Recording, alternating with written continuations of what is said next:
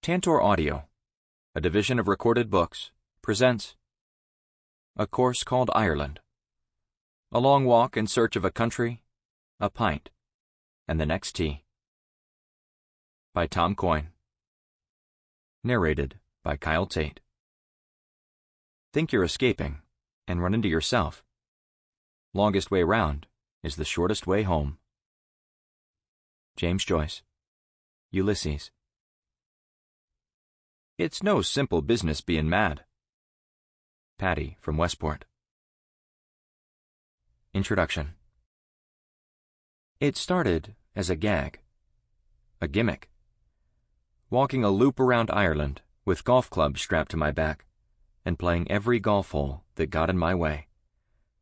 It might make my story stand out from other Irish golf books and add some danger to a story that would be pretty ordinary if all I found were doglegs and Guinness. Golfers in Ireland did not take carts, so neither would I.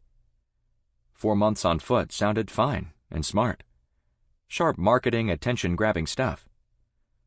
Until the one great problem with walking Ireland presented itself. I would be the one doing it.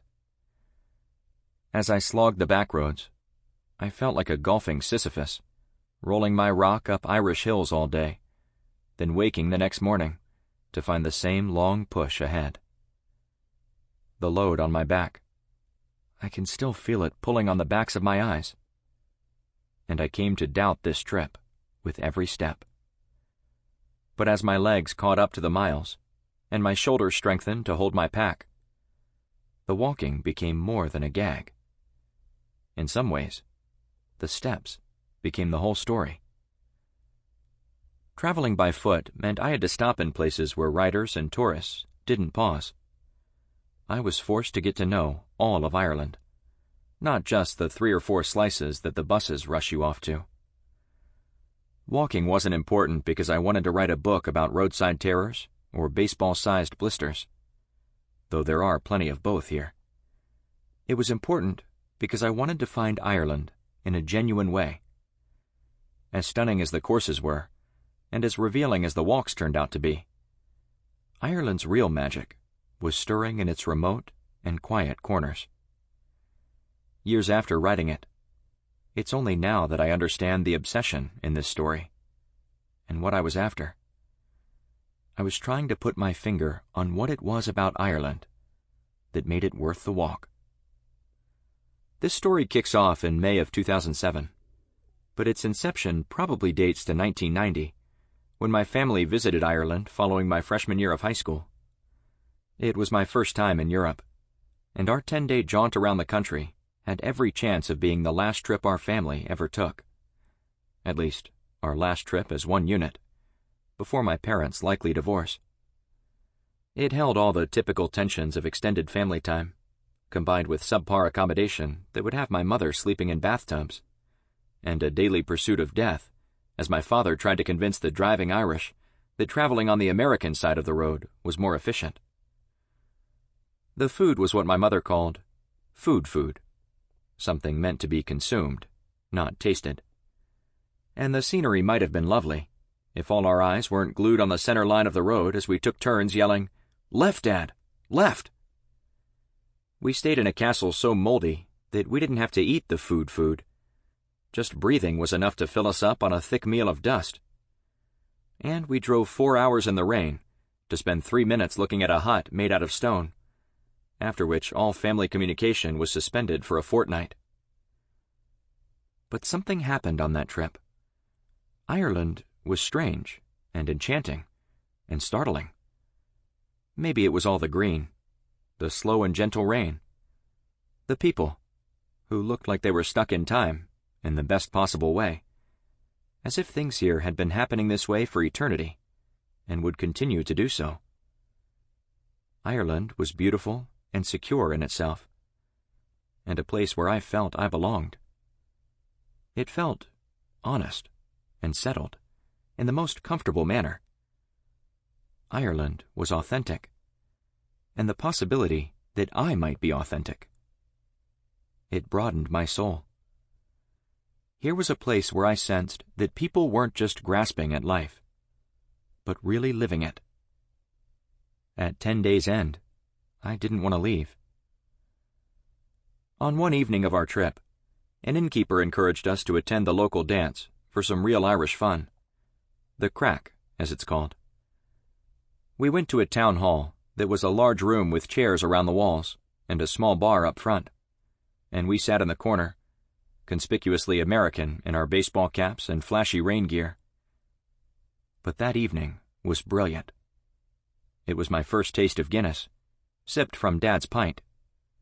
It didn't repulse me in the way my parents hoped it might. And we watched the locals practice the finest of Irish arts. Talking, laughing, dancing, with acumen and endurance. Old men in threadbare suits chatted up girls in tiny skirts and pulled them along for a dance, twirling them around the room. It wasn't that the men weren't aware of their age. Rather, it seemed they didn't care. Some would come by our table and ask one of my sisters to dance, or welcome us and ask us if we knew a cousin in Boston. Their smiles missed their teeth. Their breath smelled like ashtrays. And they were wonderful in every way. That night, I remarked to my mother that when I retired, I wanted to do so in Ireland. At home, it seemed to me that old people were something we put away, people we worried about and waited for to pass along. Here, the men were hunched with age, but still laughing like children. They were still celebrating the day they had been given. The Irish, it became clear, were doing it right. We had to stop to ask for directions that week. Rather, our week of asking for directions was occasionally interrupted by actual driving. On one occasion, we spotted an elderly man in a cap, leaning against a stone wall and reading a newspaper. Dad pulled over and said to him, "Excuse me, how do you get to Ballina?" The man thought about it for a moment, then replied, "My brother drives me there every Sunday."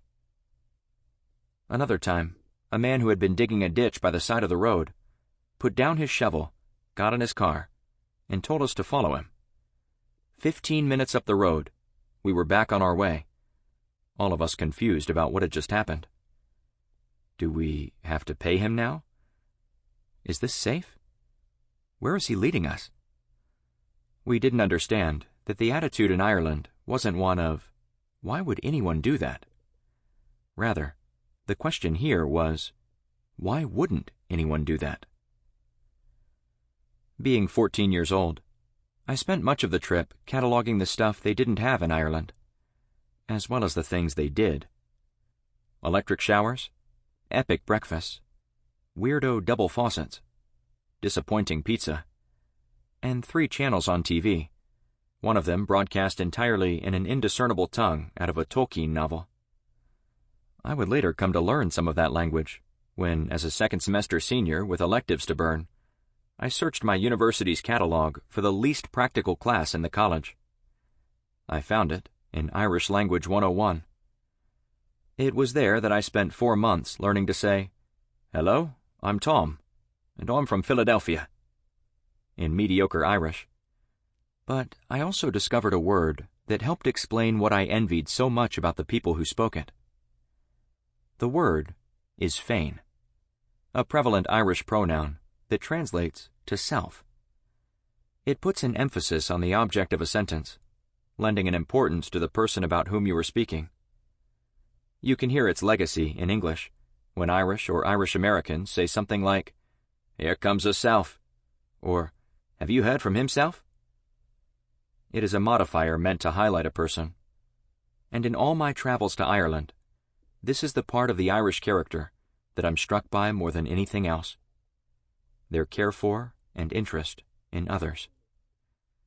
There is a genuine curiosity and concern for how you are, who you are, and where you're headed. People matter. The proof is in the pronouns. And whether those people be friends or strangers, "How are you doing?" is the beginning of a conversation that can last all day. I was back in Ireland a few summers ago to host a golf and travel television show, where I learned that as a television host, Sample complete. Ready to continue?